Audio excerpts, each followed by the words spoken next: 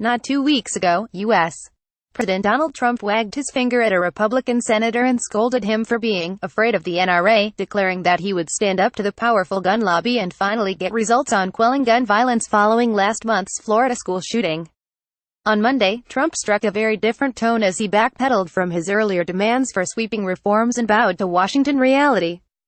The president, who recently advocated increasing the minimum age to purchase an assault weapon to 21, tweeted that he's in court cases and rulings on the issue, adding that there is not much political support, to put it mildly. Over the weekend, the White House released a limited plan to combat school shootings that leaves the question of arming teachers to states and local communities and sends the age issue to a commission for review. Just 2 days earlier, Trump had mocked commissions as something of a dead end while talking about the opioid epidemic. Very strong improvement and strengthening of background checks will be why backed by White House legislation moving forward. Bump stocks will soon be out. Highly trained expert teachers will be allowed to conceal carry, subject to state law.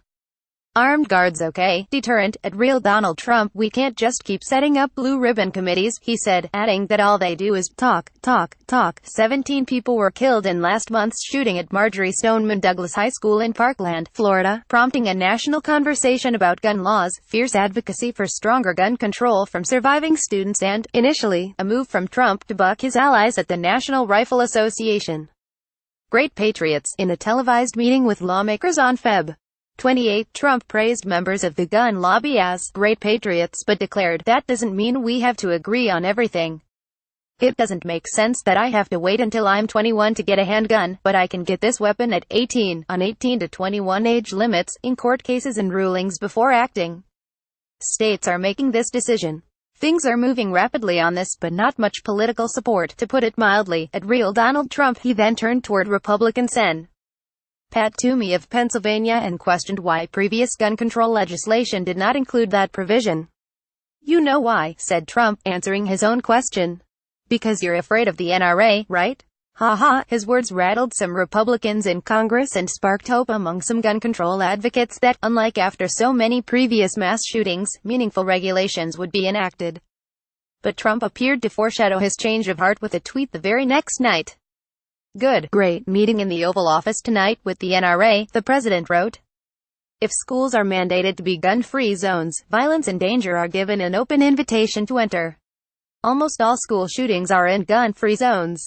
Cowards will only go where there is no deterrent." At real Donald Trump, more moderate than planned White House aides said Monday the president was focusing on achievable options, after facing significant opposition from lawmakers on a more comprehensive approach. Trump will back 2 modest pieces of legislation, and the administration pledged to help states pay for firearms training for teachers. Seemingly on the defensive after his about-face, Trump tweeted Monday of the age limit that states are making this decision. Democrats and gun control advocates were quick to pounce, with Democratic Sen.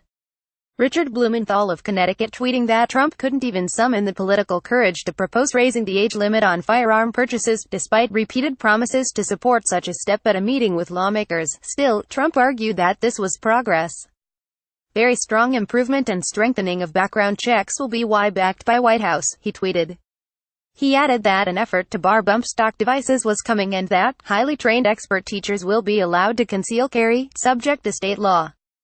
Armed guards okay, deterrent, shamey. The president couldn't even summon the political courage to propose raising the age limit on firearm purchases, despite repeated promises to support such a step at a meeting with lawmakers. At Sen Blumenthal, how does that make sense? Without strong advocacy from the White House, an ambitious gun package was unlikely to even get off the ground, given most Republicans' opposition to any new restrictions.